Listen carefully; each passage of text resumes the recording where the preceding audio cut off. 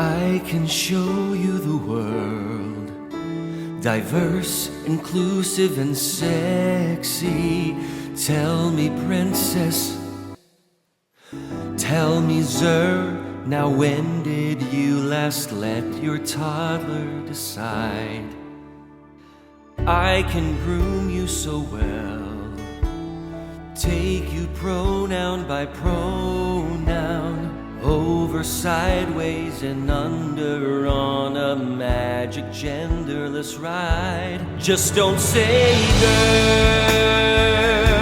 and don't say boy, ladies or gents.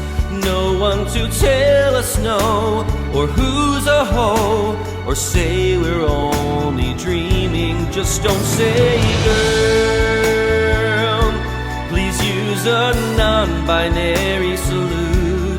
And when I'm in my class, my teacher asks, don't we love this whole new world, people kind? Welcome to the Beau Show. If it's your first time tuning in, I thank you. And I hope that you'll stick around as I try to bring a more engaging approach to current events discussions. Many times, I take a cultural approach to subjects because the culture is really ground zero for all that's happening. Culture is both a recipient and a catalyst for changing times. In other words, cultural shifts often set the table for change in legislation, which then has a reciprocal ripple effect on culture. So when you think about culture, you have to look at the players in the game and where they are lining up. As an example, George Floyd's death became a catalyst for defund the police movements and BLM rallies and violence. And while most legislation proposals failed to defund police departments, it did create a concept of wokeness. So those players then went after the education system with critical race theory. They figured, if we can't win in the legislatures, let's try the schools. Then they created such a movement within America's corporations that a new wave of corporate activism occurred, evidenced by the likes of Coca-Cola. A similar thing has happened with the LGBTQ activist bloc, which went from pushing for marriage, which they won, to also working their way through entertainment, where they also upended things, especially with new content options like the Logo channel. And then, now to schools, and by effect, more corporate activism.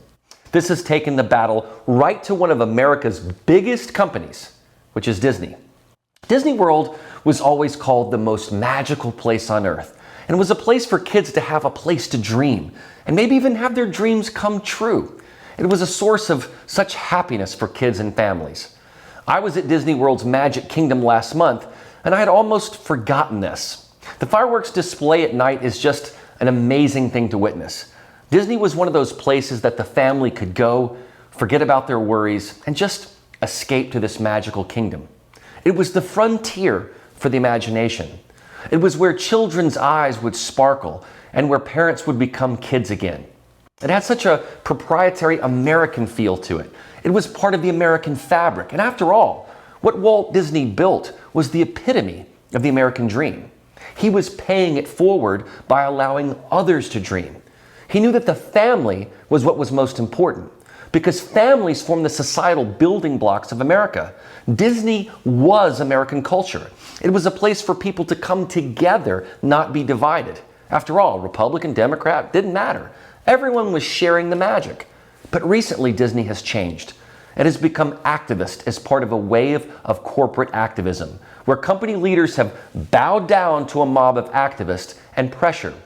What began as diversity quotas has now turned into a marketing campaign. Not a celebration of diversity, but a celebration of only one general lifestyle. Today I will lay the groundwork for you of how Disney has become ground zero of the culture war. And it is a war, because Disney has chosen to place itself in it when they didn't have to. You'll be surprised at who the enemy is to them. It's not Ron DeSantis. You may know that Governor Ron DeSantis just signed HB 1557, the Parental Rights in Education bill, into law after passing Florida's legislature. This means the law is now effective that classrooms for kindergarten through third grade cannot discuss human sexuality, sexual orientation, and gender identity. The reason this was passed is that Florida's voters have elected representatives on their behalf to keep discussions of that nature at the parent-child level for when they feel it is appropriate to address it. It is not a bill to marginalize any child who may feel different and doesn't fit in, nor is it a bill to penalize a gay teacher. It merely takes sexual discussions out of the K-3 classrooms and places those discussions in the hands of parents, as well as ensures that any physical or mental health questionnaire has to be disclosed to parents so that they know what educators are doing. When you see a lot of mainstream media report on this, I've seen headlines that use the phrase "in some grades" to mask the fact that those grade levels are K-3. Many outlets also report that it's the "Don't Say Gay" bill, because that's what the LGBTQ activist bloc termed it. So rather than using the actual name of the bill, you will see that terminology used. And just remember that, because it's a subtle way of showing favoritism or even agreement with the title. Remember, the culture war has many players in it. Virtually no one is a bystander. The media has certainly not become a bystander either, but it's starting to backfire. In videos obtained by investigative journalist Christopher Rufo, there was an all-hands-on-deck meeting at Disney regarding this recent Florida legislation. Take a listen to Disney's executive producer, LaToya Ravino.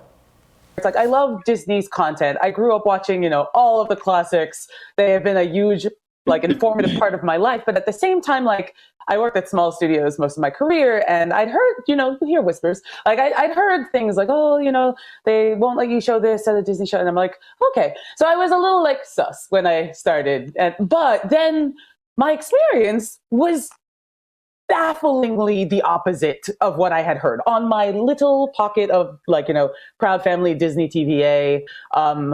The showrunners were super welcoming. Meredith Roberts and our leadership over there has been so welcoming to my not at all secret gay agenda. And so I feel like I felt like it was, maybe it was that way in the past, but I guess something must have happened in the last they're turning it around, they're going hard. And then all that momentum that I felt, that sense of I don't have to be afraid to let's have these two characters kiss. Let's in the background. I was just wherever I could, just basically adding queerness to if you see anything queer in the show, I'm proud family. But I just was no one would stop me, and no one was trying to stop. Think about what she said. Her not-so-secret gay agenda. She actively put queerness wherever she could, such as characters kissing. Look, in the same way that if they made two characters spank each other or even lick each other, that would be a hypersexualization of animated characters. What that does is it normalizes it. So Ware's desire to inject queerness wherever she can comes from her own personal feelings and desires. She's taking an adult mind and placing it in the hands of young, developing children. Listen to Disney's activism partner, Nadine Smith of Equality Florida. And then you have Anita Bryant, and many of us are of an age to remember Anita Bryant's Save Our Children campaign, which was premised on the same ideas that undergird this bill. And because of her campaign that equated being gay with being a child predator, she was able to pass a ban on gay people being able to adopt, a marriage ban, and then she took that nationwide. And so when we react to this, a lot of us are reacting from the pain we experienced of being isolated and stigmatized in school. But we're also reacting from the reality that when they can erase you, when they can criminalize your existence, when they can demonize who you are, the next step is to criminalize you and take your kids. And we're already seeing that in Texas. So the slippery slope between these ugly messages, emanating from legislative leaders in our state, and then amplified by our governor, whose spokesperson immediately began calling everyone who opposed this bill groomers, aka pedophiles. So in her mind, and to Disney's, they think the Parental Rights in Education bill is to somehow take your kids. That's ironic, because what Florida has done has permitted parents to take control of their kids' social education at the developmentally appropriate ages. She is telling all of Disney that DeSantis and company want to erase gay people, which couldn't be farther from the truth.